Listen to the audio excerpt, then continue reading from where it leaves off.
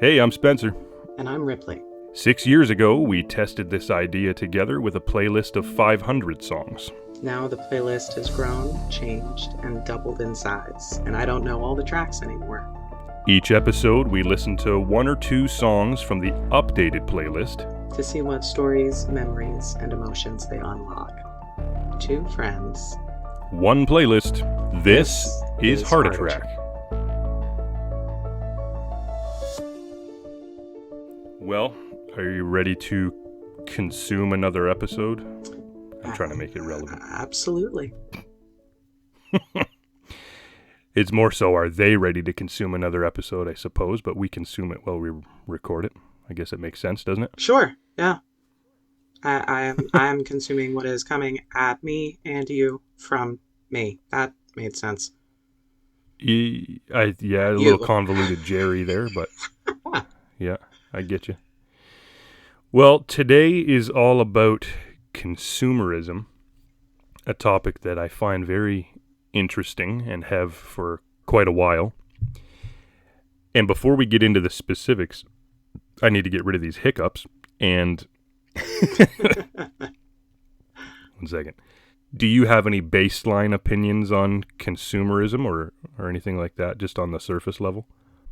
Not really. My closest brush with understanding the concept of consumerism was during COVID, actually, when they were handing us money, essentially. The stimulus checks went out, and it was terrifying to just get money for nothing from the government. It was like, but why? But what?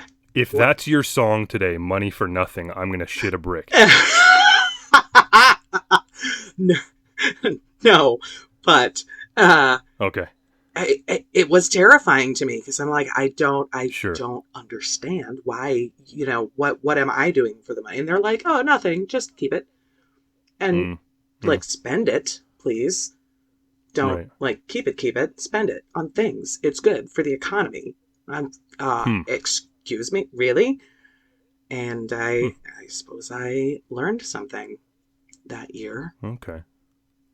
Gotcha. So it's literally about consuming the free money, to put it down into layman's terms and all that, not actually what you spent the money on?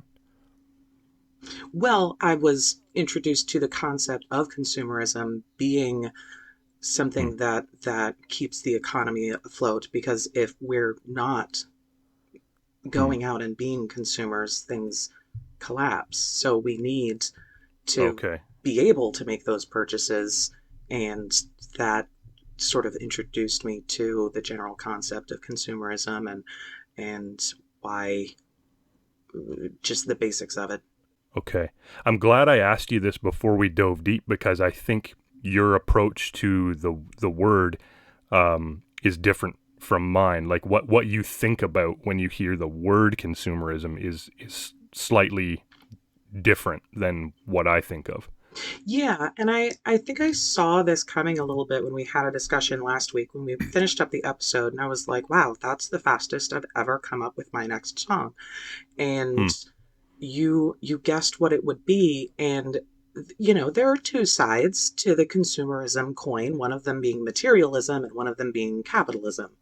And when you say consumerism, I immediately go to the catalyst of consumerism being money itself, whereas you went to the sort of end game result of consumerism, which is the material. The goods. That's right. Yep. So I guess, you could say that this episode is also about materialism. It kind of walks the line between consumerism and materialism for sure. Well, materialism is a big part of consumerism. Yeah, exactly. And I think that's the part that I gravitate to that end of it immediately. And of course, I have the definition of consumerism, just not for argument's sake, but for clarity. Mm-hmm. Consumerism is the belief that buying and using goods and services is beneficial for individual well-being and the economy, often characterized by the continuous acquisition of products beyond basic needs. Right. Yeah.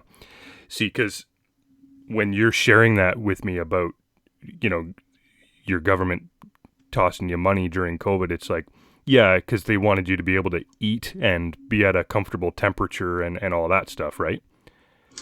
Yes, but the amount is what shocked me. Oh, okay. Huh. They didn't want me to keep my climate control on and food on my plate. They wanted me to mess around. Hmm. Oh, okay. And So and I'm that is, gathering that it was more than you thought it would be. yes, that is more of what Hmm. the balance of the economy is about, is those luxury items, you might say, because Yeah. everybody, if everyone stopped Mm-hmm. getting the fun stuff and started only getting the needs, so Hmm. many small businesses would go under. So Yeah. many businesses in general would go under and have real Hmm. issues. Well, again, I'm super glad I asked you that because you're shining lights on different spots for me because it's 100% materialism on my end. That's the part that bothers me, and we'll probably have to dip into the song immediately here to really dig our fork and knife into what's in my head, and then I want to bounce back and forth as we've been doing already. Of course. So, are you ready for the song? Just so we can have our main course here. All Yevers. right. Sending that Ripley's way now. We now don't have to prelude each other with the song. We've got a different setup where I can go, here it is, and it pops into our chat conversation, and she has no idea what it's going to be until right this second. So what have you been tossed, Ripley? Primus. Eternal Consumption Engine. All right, so we're going to toss on Eternal Consumption Engine by Primus, and we'll be right back to chat about that.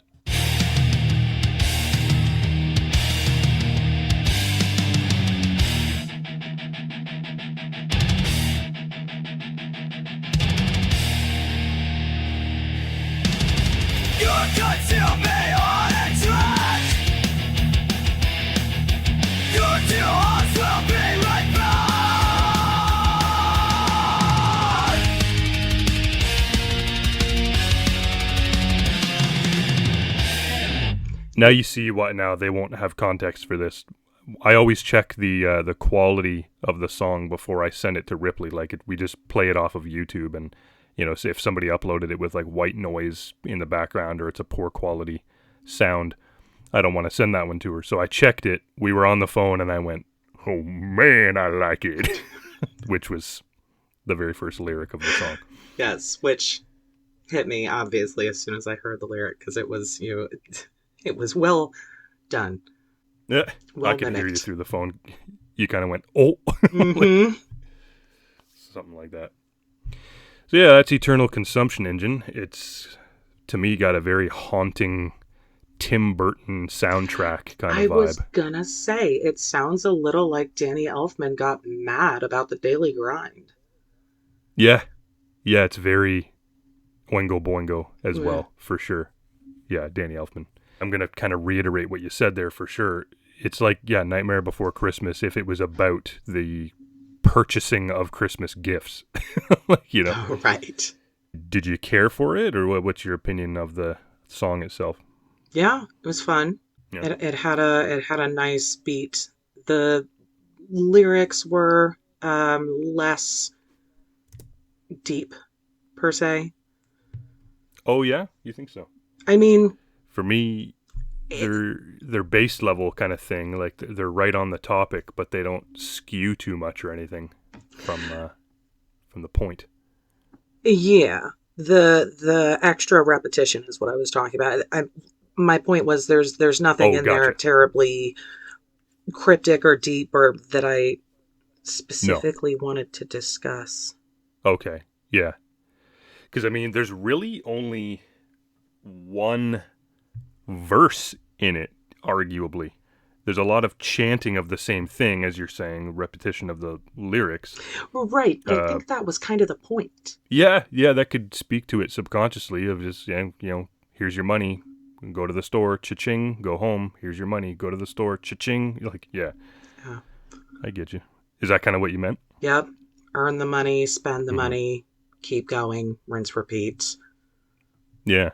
Because, I mean, right out of the gate, we have him doing the, oh, man, I like it. And then it's, I like it. I think I'm going to like it. I think I'm going to buy it because I really, really like it. Like, it's kind of Mm-hmm. that chanted a couple of times. And then in the background, you got people going, sell me something, as if they're longing for it. They have a desire to be marketed to, you know? Yes, give me a reason to spend my money. Yeah. And then you get a shout out because it says Eternal Consumption Engine here in the USA. And that's, doesn't apply to me, but Me meaning my trust me. country. That's a shout out. Well, yeah, out of the two of us, it applies to you and not me. Yeah, Eternal Consumption Engine here in the USA. We sure do like to spend our pay. More make it, more I'll buy. Slinging out the slices of American pie. Yeah, it's really specific to the States there, but I don't look at it from that angle.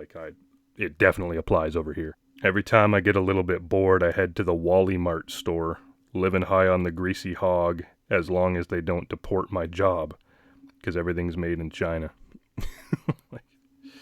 Yeah.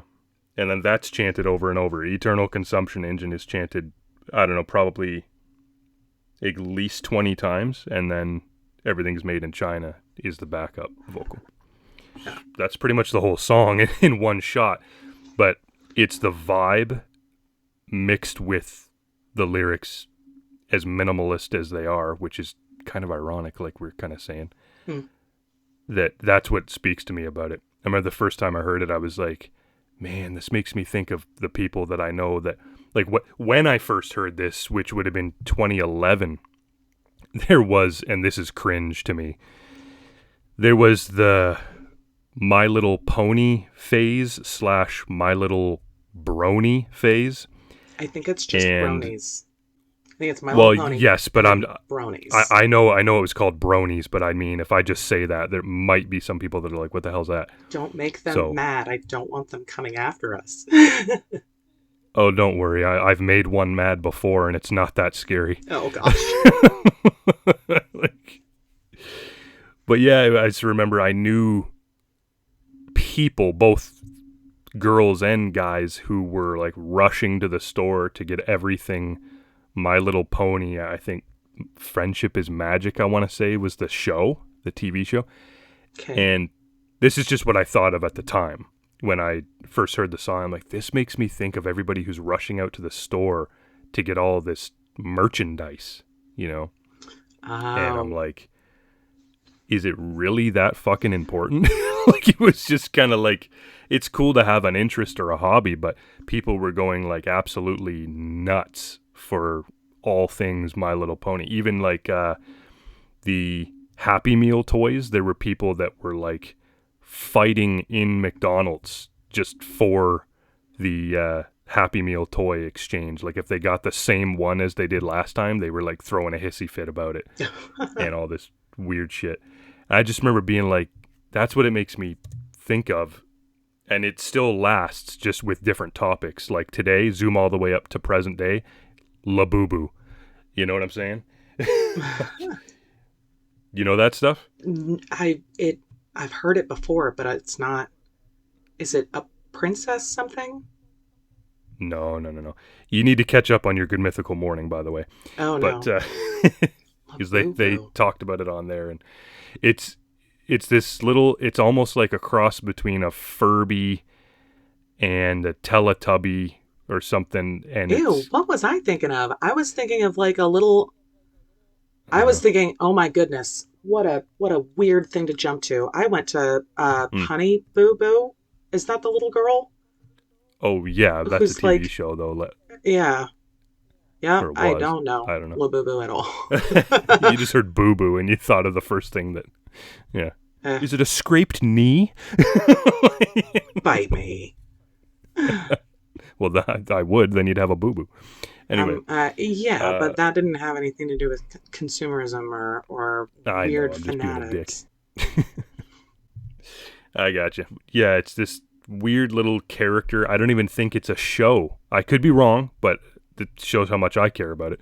But it's just this little stuffy, like fuzzy character with like a weird little goblin face or something. And yeah, if there's people who end up hearing this and they're like, he's talking about it all wrong, I'm like, I don't care. Like, it's just the most unnecessary, it's the current most unnecessary fad. You know what I'm saying? Like, I think throughout history there have been waves of everyone's got to run out and buy their Cabbage Patch doll or their Furby or like Pogs, and it's like really pointless shit that, and I'm sorry, I'm going to be a little bit crass and bold here, like just straight up. There's always the newest fad of thing that it's remarkable to me that people go, oh my God, I need that. And it's like, fucking why? Like, what? And I get it. I get that there's the concept of, well, maybe it's not for you. And I'm like, yeah, definitely not.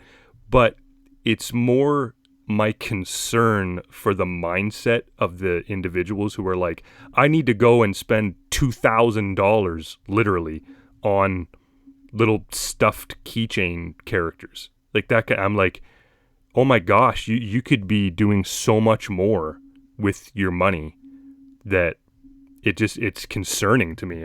I know I can't do anything about it, but that's how it makes me feel, you know? Yeah. The fact that you don't even know what it is like, oh, thank God. But I've recently, in studying for this episode, I kind of did a bit of a deep dive, and I watched YouTube videos of people going to their local mall, and the whole point of their YouTube video was, let's go spend $2,000 on Labubu. And I'm like, what's wrong with you? Like, I'm sorry, I know I sound like an asshole when I say things like that, but I'm like, seriously, man, like, what's the deal here? And it kind of boils my blood a little bit. And again, not because I don't relate to it, it's more that I'm like, it almost seems like an illness or something, you know what I mean? The fadness of it gives it that vibe, because we've all been known to spend too much money on something we didn't need.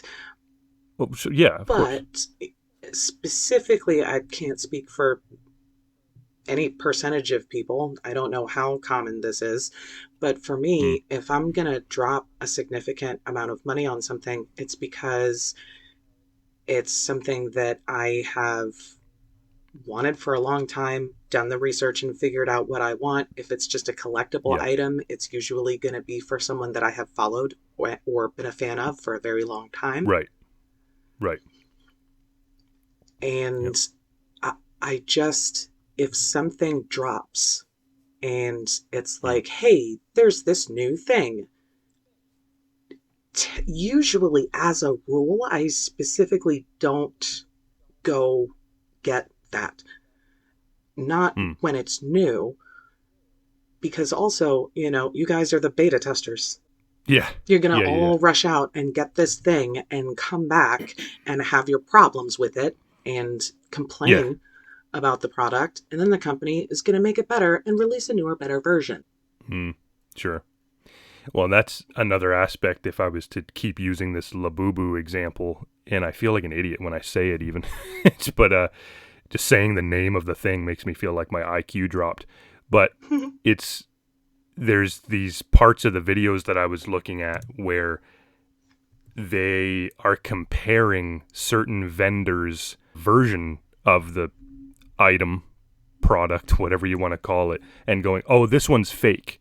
This is a fake Labubu, so I don't want to buy that one. And then this one girl I was watching, she goes, this one's fake, but I think it's cute, so I'm still going to buy it. And I'm like, so you're even buying the knockoff versions that everyone else complains about? It just doesn't make any sense to me. It makes zero sense. It's also a form of conformity as well, where I go, like what you said made me think of that word, is like, yeah, the beta testers, that's the word you used, right? Yeah. Yeah, and it's like everyone who runs out and picks it up because, certain people can't help but conform and go, oh, that's relevant, so it needs to be relevant to me or whatever. That's the new thing. I just kind of sit back and go, do I give a shit about this thing? And does it better my life? You know, I am 100% on the same boat as you. If I want to go out and buy something, it's because it's going to have actual beneficial elements to it being in my life. I get the concept of collecting, absolutely. And the number one thing I collect is my Marvel action figures, which during COVID, coincidentally, you brought that up, I had never seen a Marvel movie aside from Guardians of the Galaxy. And I thought, you know what? I checked out Infinity War because the Guardians were in it and I had no clue what was going on. So I'm going to watch every Marvel movie during COVID. And we did. And I freaking loved them. And I had money from my previous job saved up. We'll get into that in the future on the show. So yeah, I just started going, you know what? I kind of want to collect the figures from it because it's kind of like this timestamp. It's a physical representation of certain eras of my life. And now, yeah, sure, it's become a hobby. But if I can't afford it, I don't still go buy it. Yeah. And I have restrictions. I only collect the main heroes from the films, and I display them and all that. So I get the element of that. But if it's something that's just this random crap that you're like, oh, the whole internet's blowing up about it, so I've got to go get it. That to me is just like, did you really even think about what you're doing? You know? So, anyways, I know I'm being a big negative Nancy over here, but yeah, that's my biggest take on all that. How about retail therapy? What's your opinion or take on that? Oh, you mean shopping specifically to feel better? Mm-hmm. Yeah. Is that something you do? No. When you can? I don't think so. I don't think I've ever, if I'm having a bad day and I want something to make me feel better, Yeah. I will sooner go to a comfort food, a comfort show, or a comfort beverage. Okay. Not advised. Than Sure. go spend money to feel better. Mm. That seems like something that might make me feel worse. Granted, sometimes to get the comfort food, the comfort beverage, or the comfort screen, even show, yeah, screen time, whatever, is going to cost money in one way or another. But if I'm down in the dumps, making myself more broke is not wise. I get you, Not for sure. Yep. Functional. Mm-hmm. Well, and again, that we're threading in between what makes total sense and then this kind of cosmic emotion of like, oh, if I buy something, I will feel better. And it's like, I agree with you. Not always. Absolutely not. Now, I do have a habit that equates to that now that I think about it for a second. Oh, yeah? Doing something. Usually an art project of sorts. Yeah. Right. And Being I creative. have, yes. Yeah. And you know what? There is nothing more distracting and inspiring and fulfilling and wholesome. So it is helpful for me on a therapeutic level than learning something new or starting a new project. Mm-hmm. And yep, sometimes I will go purchase me some supplies. Yeah. But again, that is genuinely benefiting you and adding growth or value or some kind of forward motion. Like, it's not just grabbing something and setting it down on a shelf and going, well, that was fun. You know? Yeah, you haven't seen me start a complicated project before.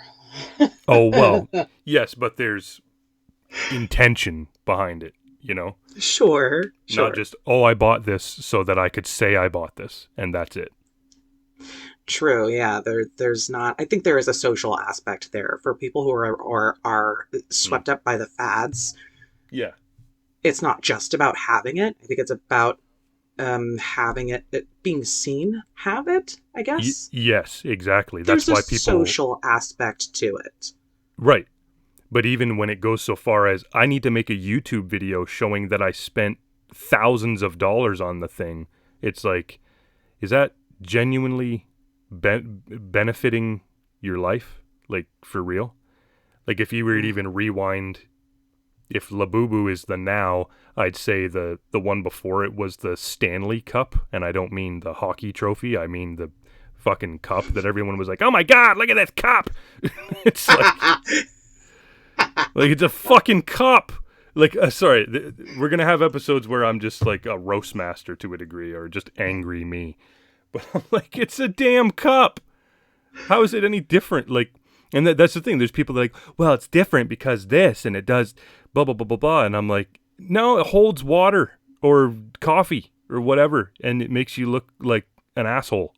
That's all it is. And then what happened to the beta testers? What's this? Oh, it's fine. There's only a little bit of lead in it. Oh, is that what happened? Yeah. Wasn't that a thing? I think. You might have to fact check that before you leave that in the episode, but I'm pretty sure there was something really wrong with those cups. I'm going to look that up real fast. Misinterpretation of a controversy involving the insulated drinkware brand. They faced scrutiny after customers discovered that lead is used as a sealing pellet at the base of the tumbler, they call it. See, shows how much I know. I see the base level of everyone going, oh, I need this. Did you see me with it? And I'm like, yeah, I don't care. Like, it's an interesting aspect of life, I guess, where people feel that they need to have the newest thing. I keep thinking of more, but I'm going backwards in time. Like, holy shit, fidget spinners? What the fuck? Like, that was that pre-COVID? Yeah, it was pre-COVID. Yes. I remember people having those when I was away at college. And just kind of being like, what is the point of having that? Like, I don't... And again, there's going to be people who justify it or argue it, and they go, well, it helps with mental health or whatever. And I'm like, yeah, mental health is extremely important, but I don't see how holding a little spinning thing does something for you. I don't get that. I don't know. Am I digging my own grave here? What do you think? I mean, fidget toys can have a case made for them. Fidget spinners weren't my thing. Yeah. For me, a fidget spinner was super cool and super cheap and was super fun to play with for 5 minutes. Yeah. And that's why it was totally fine to drop $1 on them. But then when they're like, oh, carbon fiber, fancy, super smooth alloy ball bearings, science words here, that's the words I was waiting there. For. It's like, why is it $20? It's a thing that does nothing. It's fun and like feels cool when you play with the centrifugal force of it, but I guess for 2 minutes. Yeah. See, all of that stuff, that's the stuff that I just have a huge question mark over my head about. And I'm the type of person, and I think you can back me up here, and please do. Otherwise, I think I'm going to hit granite here.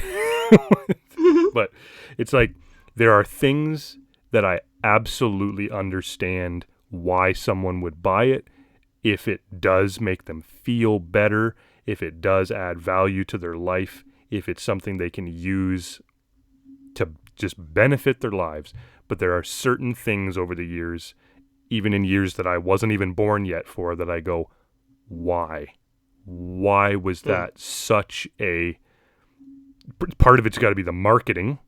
But I guess, like I said earlier, I get a little disappointed in people in the human race when I go, a lot of you felt that you needed this thing. Like, even like fucking hoverboards. Oh my God, man. The amount of, I keep thinking of more, just again, it's like the previous thing. Like in 2015, when everyone like at Christmas was like, got you a hoverboard, let's try it in the house. Like, there's all those videos of people at Christmas time, like oh, let's get grandma to stand on the hoverboard and she falls and breaks her hip permanently. Like, yeah, that was, We're however tired of much. all our other material goods. Let's break them. Yeah, pretty much. People putting holes in walls because they just blast forward on them because they decided to use it in the kitchen. And like, it's just, I don't know. We all have to agree. No, what? I'm Yeah. trying to bitch for a second. My main problem with those hoverboards, because I know what Uh you're talking about, is what the are you talking about? They huh. don't hover. No. Just name a thing for what it is. I don't know why Mm-hmm. that bugged me so much, but listen. Yeah. What? Just What? call it a 2-wheel grandma breaker. That's it. Jeez. Yeah. No, I totally know what you mean. I knew a dude in Hoverboard. college who had one and he could ride it, but he rode it to school and like used it properly. And I'm like, yeah, man, you're using it the way that it totally should be used, you know? And I don't know. Like I say, I knew this was going to turn me into a total grumpy gills over here, but yeah, it's just like I say, I wanted to talk about it because it's concerning to me, and it's like there are other things that you could be spending your money on that are so much wiser to be spending your money on. I realize, yeah, I made myself sound like a little bit of a hypocrite when I say, yeah, I collect action figures, but again, I'm not like, ooh, I just got paid. Let me go to the store and buy 5 of them. It's like, no, even if I see one that I really want and it's too much money, I'm like, I'm going to wait till I find that for a better deal. And all those kind of things, not just I need it. Like, So, anyways, happy Halloween, y'all! I've officially turned myself into a zombie because I probably dug many graves right there. And I want to know what your song is, though. I am actually gonna do 2. Oh, okay. Um, because, like I said towards the beginning of the episode, I figured that this would go Hmm. in the direction that it did, where we were taking up opposite sides of the consumerism coin. Mm-hmm. You on the more materialistic side, and me on the more capitalistic side. Yeah. Right. The focus on the money itself. And Hmm. your guess for what my immediate gravitation towards a song Hmm. was Hardware Store by Weird Al. Yeah. Yeah. And I want that to go on my playlist because you know what? Oh, You're okay. right.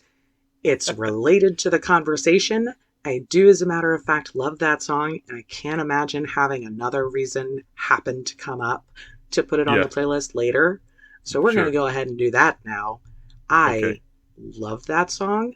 Mm-hmm. Was it on Poodle Hat, I You're believe? damn right. Yep. And I had it as my mechanic's ringtone for a while. Oh, And the big thing I used to always do was just try to sing along with it. I love that one massive bridge in the middle where it's just yeah. listing things. Well, I pulled it up just so that we could go there because obviously I love this song as well. You're talking about a track 2 specifically from my favorite Weird Al album of all time. When we're on the topic here of consumerism, for everybody, go ahead and pitch the premise of the song, and then I'll talk about the bridge. um, there's a sale, or it's not even a sale. It's just opening up. Right. Right? There's gonna be. Did you hear a hardware store opening up? They're gonna Mm-hmm. have all this stuff. I'm gonna spend so much money, Mm-hmm. Be the first in line and all that. and yes, and just the excitement of a new avenue to spend one's hard-earned money at the Right. new store with the new things. Yeah, it's this super hype sounding. It almost sounds like something from a kids program, sort of, a little bit. That's one that I can't place my finger on what inspired the genre of the song, but Mm. I think originally it was supposed to be a Presidents of the United States of America pastiche or homage, but he went in a different direction with it, and we get this amazing, just absolute crazed rant kind of song of, yeah, like Ripley said, this grand opening of a hardware store. And he's super excited because at that hardware store, you can purchase Allen wrenches, gerbil feeders, toilet seats, electric heaters, trash compactors, juice extractors, shower rods and water meters, walkie-talkies, copper wire, safety goggles, radial tires, BB pellets, rubber mallets, fans and dehumidifiers, picture hangers, paper cutters, waffle irons, window shutters, paint removers, window louvers, masking tape and plastic gutters, kitchen faucets, folding tables, weather stripping jumper cables, hooks and tackle, grout and spackle, power foggers, spoons and ladles, pesticides for fumigation, high-performance lubrication, metal roofing, waterproofing, multi-purpose insulation, air compressors, brass connectors, wrecking chisels, smoke detectors, tire gauges, hamster cages, thermostats and bug deflectors, trailer hitch demagnetizers, automatic circumcisers, yes. tennis rackets, angle brackets, Duracells and energizers, soffit panels, circuit breakers, vacuum cleaners, coffee makers, calculators, generators, matching salt and pepper shakers. Yes. And that is sung probably 10 times faster than what I just recited. Yeah. But it's exactly on brand with what we're talking about, because he's going ape shit about the fact that he's going to go buy all this stuff. And yes, I thought that was going to be your go-to. I totally thought that was going to be the first one. So that's cool. And some more Weird Al for you. Yes. It was not my go-to. Yeah. What was? And it's interesting because you actually give me a timestamp. 14 seconds, really? You went that quickly to it? And I was like, this, I mean, it's the obvious answer, right? And of course it wasn't when you went down the other path as but I was talking to my friends about it and I was like, well, what? And they didn't guess it either. And they went like Money by Pink Floyd. Oh, yeah. I imagine my mother, I wanted to have this conversation with her, but she didn't make it over this week. I imagine my mother would have gone with Money Makes the World Go Round in the song from Cabaret, the musical. Okay. Sure. But I gravitated immediately to this. I think I've eliminated Material Girl by Madonna. Sorry, you were queuing it up, and I didn't realize you were about to say it. I was eliminating Material Girl by Madonna from my guesses. This is the Money song from Monty Python. Oh, yeah. And I didn't send you the clean album version. I sent you the clip of the skit. Yeah. Yeah. Because I think it adds a lot. Obviously the clean studio version is what's going to wind up on the Spotify playlist, but I just really enjoy the build to the song as Eric Idle gets excessively excited about just the thought of money, so much so that he takes this near orgasmic build, right, until he finally just breaks into song. It's just so ridiculous to me. Well, Eric Idle is my favorite of the Monty Python crew, for sure. He hosted a mean SNL back in the day, in the 70s.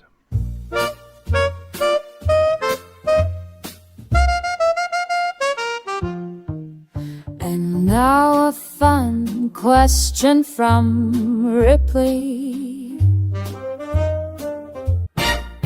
If you've made it this far, drop us a comment and let us know who your favorite Python is. Spencer's is Eric Idle. I haven't told you mine yet, but I'll let you guys know next episode.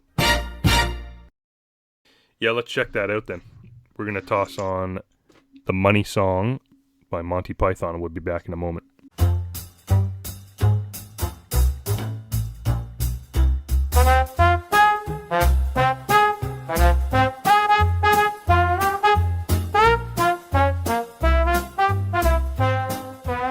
Naked dude on a piano in the end of the sketch there. It happens. Yeah, every couple of days or so. Yeah, that's a cool one. Love Eric Idle. There's honorable mention songs, as you've already said a few, like Money by Pink Floyd, and the one, what was the other from the musical you said? From Cabaret, Money Makes the World Go Round, which Right. is not only a line in the song that we just listened to, but also a Right. name of a completely different song. It's a common concept. Oh, of course. For the Love of Money by the OJs, which, let's try to steer clear from this person too much, but that was the theme song for the Apprentice TV show. There's the SpongeBob SquarePants musical. Of course, Mr. Krabs has a song about money. But yeah, there's lots of songs out there all about money and all that. And specifically, this sketch, the visual and the nature of it, made me think of another Weird Al song, This Is the Life. Oh, nice. Which is on Dare to Be Stupid, so I know you know that one, right? Mm-hmm. To kind of tie a bow around our big consumerism topic here, in no way do I mean any mean-hearted point of view towards anybody. I just think that everyone could afford to approach their spending and their taste a little bit more cautiously. Just to ask yourself the question, is this benefiting me, or is it actually doing the opposite, or is it really just doing nothing? You know, that's where my heart goes for the nature of the show here on the topic of just don't consume something if it's generally not good for you. That's my final thought. And not something that mob mentality is pointing you towards. Yeah. That sort of going with the crowd to go get the things. Right. Because other things I could have touched on, which I didn't because they don't feel like the same thing to me, is like, you know, if there's a huge fan base of a certain specific musical artist or a band or a film franchise or whatever, if you enjoy that thing, that's to me different than buying something that actually does nothing at all. I don't know. It's an interesting concept. So as we always say, please send us an email or hop in our comment section. Let us know. Am I out of line with what I'm saying? Because I mean no offense to anybody. It's just where my brain goes, and maybe we can see what other people have to say about that. The email, of course, is HeartATrackPodcast@gmail.com. We'd be very interested in hearing what you have to say about all this stuff. Now, as for next week, there's going to be a guest on the show via voice recording, pre-recorded, I believe. If there is a song that makes you think of your sibling, then that's totally fair game. Sibling is the prompt, or is there any sort of vibe beyond that? Just the simple fact that you have a sibling. Alrighty. Yes, if it's not obvious by now, my sibling will be joining us. For anybody who has no idea about my life, because there's listeners who don't know about the details that I share, and there are listeners who absolutely do know. So I'm not going to reveal much else other than my sibling will be sending in a voicemail about what it's like to be my sibling. All right. And we'll also be listening to that together and going from there. So that'll be fun. Sounds good. And it's another returning artist. For those of you who like that teaser continuity, it's another artist that we've heard one song from before, once already. So that eliminates Weezer and Frank Zappa. So could be anybody else. Sound good to you? Yep. All right. I think we can cap it off. Go do something that betters your life. And we'll catch you next time.